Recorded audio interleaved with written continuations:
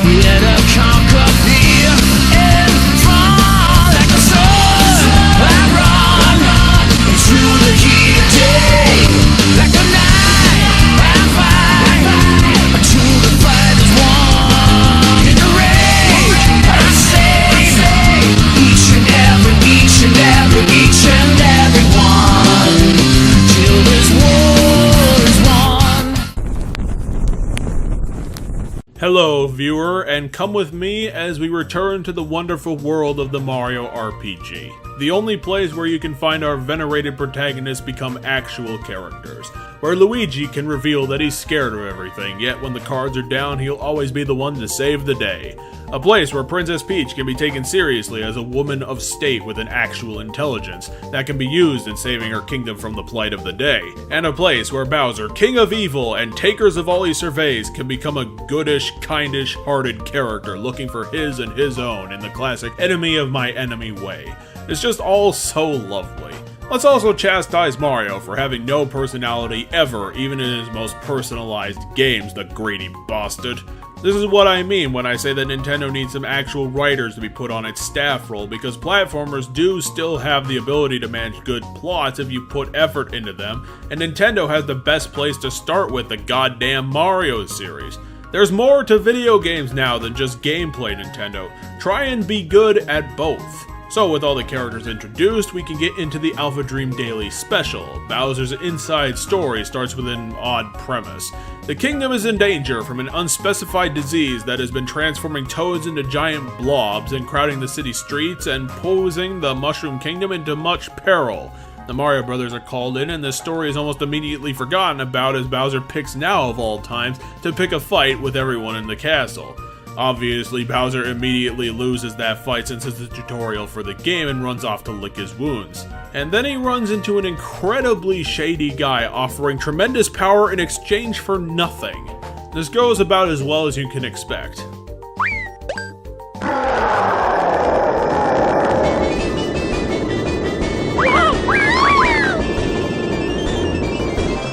It's revealed that the shady merchant was Fawful, perpetual annoyance of the Mario & Luigi series, taking the crown as main antagonist this time, and he does a good job of it. He's always around, he threatens the protagonist multiple times, and takes it super seriously when his plans begin breaking down. Kinda like how Bowser in Super Mario Galaxy should have been if Nintendo gave half a shit to make him a threat in the game he's antagonizing. Beginning from this is one of the quirkiest Mario adventures to date. And remember, this is kept in mind with Super Mario Land 2 and the Paper Mario series in mind, where some whack-ass things happen all the time. The difference is that at any given time, the audience has no clue what's going to happen next. It's like having a conversation with an incredibly fleshed out fictional character, where the character will tell you many grand tales and some minimal ones to show realism and their flaws, aspirations, and everything else about them. Sometimes the plot will turn to grand scale, and sometimes it'll be off the wall ridiculous, and other times it's petty and unimportant. The story turns around on itself and flies off in direction like it's a frickin' Gatling gun sitting on a lazy Susan in a gyroscope. This type of campaign design can easily be seen as scatological and nonsensical. Perhaps even token, yet that doesn't happen. There's almost never a dip in the action, and there are always logical connections between all these events. We're not just throwing shit at the wall and seeing what sticks. The characters' decisions make these things happen, and not the world just dropping out of their feet at every step. Well, Bowser's decision matters. Mario and Luigi are just kind of along for the ride, as the title would suggest. Mario and Luigi sections are 2D adventures inside of Bowser's body that react entirely to his actions, because levels of Bowser are only opened up after the body reacts to the world around him in a myriad of ways.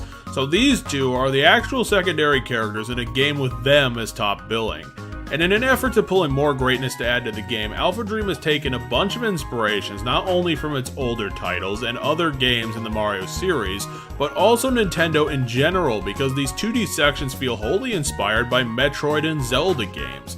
The level map is almost carbon copy from the Metroidvania idea, and gaining specific powers and artifacts to use them to uncover more terrain and fight harder enemies is the Zelda half of the equation. Plus, there's some good old Mario Party thrown in just for good measure. This game never gets dull. It's almost the anti-Odyssey, really, where each party has just been given a goal without any idea of how to achieve it. They're just bumbling headfirst into everything in front of them and just hoping that they can kind of meander their way towards the end goal, and helping along with that wandery attitude is the game being stirred in with a variety of mini-games that truly feel party game inspired, meaning that they have loosely defined controls, arbitrary difficulty, and a level of whack-ass fun and quirkiness that's hard to duplicate. These minigames are exclusively used by Mario and Luigi with the idea that Mario and Luigi are augmenting Bowser's natural abilities to solve problems. They can grow his muscles when needed, they can make him digest or remember things, and even saving his actual life several times. And while they do look gimmicky and stupid, they're just dumb fun for every occasion, well designed to employ the DS's features of stylus and microphone control that incorporates it into the already existing controls seamlessly, rather than hitting you over the head with just a bunch of mastering stupid bullshit to find other controls of the damn flippin' game. AlphaDream actually knows what it's doing in using Nintendo's odd hardware, and it creates more immersion in the game and makes it more satisfying to succeed at the challenges presented using these controls instead of simply button mashing their way to victory. And while the game has a huge minigame variety, they also do get a touch repetitive over the long period of an RPG, specifically the life-saving minigame, which occurs several times in the game, and is the game over and over again, takes forever to complete, and is slightly over difficult. Just enough to become a little irritating, but just not downright horrible. And then there's the game's selling point, the kaiju fights that follow the game's life-saving minigame. Yeah, this game isn't just meant to save Bowser's life when he becomes flattened by a ridiculous thing. It also feeds him enough adrenaline to become Titan Bowser, who then fights ridiculously giant thing X. These sections are also complex mini-games to break up the regular game, and they are beautifully and innovatively designed, going so far as to force the DLs to be tilted sideways to play with stylus control. Yet the whole thing works using the original control ideas integrated into these weird sections. These fights occur using giant arenas with some gimmicky rules, which you would think would be hard to accomplish just using two screens, but the scale is captured amazingly well. You can actually feel how far away the combatants are from each other in order to adjust strategy, and that's incredibly useful since border hazards come into play a couple of times. Ultimately, these sections are grade AAA innovation and clever ideas that are brand new, yet are executed in true genius. They pull off feeling like a complete power fantasy of having everything at your disposal, but don't forget the true challenge factor of boss fights to make it ultimately boring. A balance that I thought was impossible. Plus, the premise that you'll be fighting things like Bowser's own castle retrofitted for combat makes these sections charming and hilarious. That's the staple that AlphaDream decides to bring forward in this game. That sense of its previous series' love of hilarious physical comedy bits brought to you by AlphaDream's great animation chops. This is a scene where Luigi attempts to capture an important caterpillar from Bowser's body for a plot device, and this is the tip of the pinnacle for AlphaDream's animation ability. It's intricately detailed and storyboarded down to every pixel for its brilliant funniness. And while this is amazing, the entire game's script was crafted with the same care, and that's why the game will have the best interpretation of Bowser as a character in the entire series, no matter how long it runs. It captures it perfectly. Its overconfidence, to his childishness, then his selfishness, right down to his weird sense of leadership that I can only describe as communistic and dictatorship all at the same time. He accepts no dissonance from his ideas, yet wants to keep his army in good health, which is why he takes it so seriously when he finds his captured minions across the map that provide him his special abilities. Which is the first time I've seen the series take Bowser seriously as a military general since Super Mario Bros. 3. I'm glad it's here because we spend a lot of time with Bowser across the game, probably more than Mario and Luigi of the title's name. On the other hand, while the main characters are great except for Mario, there's Starlo, who easily wins the Best NPC Companion Character award above everyone else. The game's limited amount of NPCs are also amazing. Dr. Toadley is really funny, being overdramatic about everything. Fawful's running around being annoyed constantly and charmingly off-kilter kind of evil. Midbis is the perfect brawn over brains character, brushing off Bowser completely and developing a rivalry between the two. And then there's Broke Monsieur, who's just a good-natured nice guy with a strange obsession. There are others surely that keep the stage well lit, and it just goes to show that AlphaDream can put a lot forward with the right effort.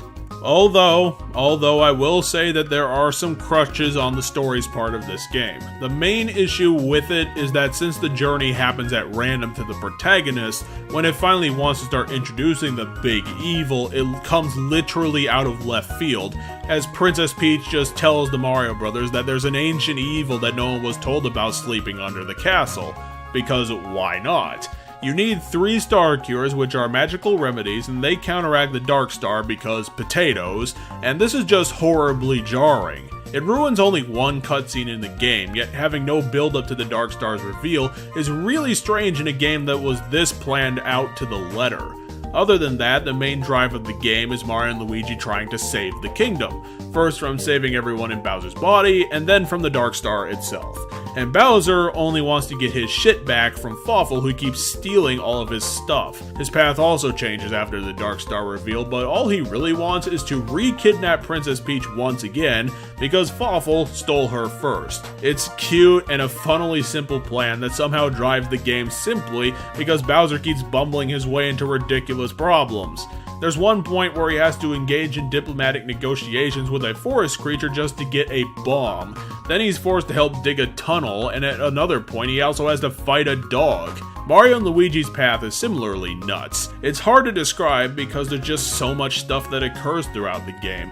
I could show more examples. They have to knock over an enlightened man, they have to save Starlo from a giant bug, and they too have to conduct diplomacy with a man from the forest. The most I can say is that it's one of the best crafted journeys I've seen in a Mario game, where literally the entire game is up to snuff and no level is wasted. There was that one section where Mario and Luigi have to literally wait for 2 real-life minutes, which is just about as stupid an idea as the hamster wheel section in Super Paper Mario, but again, it doesn't outright ruin anything by existing, just stops the ride for a bit. All the negatives I could give about the game are nitpicks, and it's a constant comedic adventure from start to finish. It never dips. Almost feels like it could be adapted into a TV show and still have the same effect just from its sheer variety of events that can happen. The Great Mario RPG will get you intrigued enough to continue in the beginning, but when the mini-games and kaiju fights start coming into play will be the point you are hooked for the whole spellbinding tale. In that incredibly pretentious saying, "It's not the destination, it's the journey," is exactly why this game is great. It keeps turning you on your head and you have no idea what could be thrown at you next. It's like a Paper Mario game without the plot devices, which allows the game to be more surprising. And the whole idea of Mario and Luigi being stuck in Bowser's body is used to its greatest creative potential, as the things you meet and the levels you find are exactly designed to feel like you are in Bowser's body, having direct control over things, all led by Chippy, Starlo's disguise and mouthpiece to convince Bowser to let the Mario Brothers continue their journey in complete disguise, which means that they have to protect Bowser's well-being for the moment. To finish this review, I could bring up the eventual conclusion, but since the Dark Star thing was one of the least developed parts of the game, is it worth bringing up that Bowser climbs his way to the top of the tower with the Mario Brothers, help to defeat the Dark Star and save the world? It's a decent final challenge and still retains the whole power fantasy concept with some actual challenge from the whole game, but it wasn't that satisfying of an ending and you really didn't need one in this game. The point was the comedic journey, not the completion of the world-saving task that was just crowbarred halfway through the game. The game ends with a cut to black as Bowser attacks the Mario Brothers as they emerge from Bowser's body, and Bowser still wants to capture the princess even after everything they've went through. That was a good choice, since the point of a game like this that can be described as a protracted sitcom episode means that it should be ending with the status quo where Bowser will still forever be after the Mario Brothers and the princess but can never get both of them. It was a nice touch to have the princess, Mario, and Luigi send Bowser a get-well-soon cake at the end since Bowser was the main drive to saving the world, and Mario and Luigi shouldn't have been shown to be vindictive of that fight at the end of the game. It's just what they do, it's their status quo. My last note on Bowser's Inside Story was that throughout most of the Mario series, I haven't got a good sense of being surprised by goodness in this series. I already knew that games like Super Mario 64 and Thousand Year Door were masterpieces back when video game wasn't full of dick-headed executives and money hoarding. But Bowser's Inside Story gave me that feeling of being able to discover Super Mario 64 again. It's truly one of the best titles in the series for being so amazingly fleshed out and crafted with such a small DS team. Another testament to what you can get away with on a handheld that consoles can't follow up. If you haven't touched this game yet, you are definitely completely missing out, and after considering all of the factors, listening to myself and meditating on this, I have prepared myself for the honor of stamping Bowser's Inside Story as my first 10 out of 10 perfect game. It has no significant flaws, no shitty levels or main mechanics, and is the one of the truly deserving. I'll hang up the scoreboard as a proud testament to the magnum opus and best game coming from AlphaDream Corporation.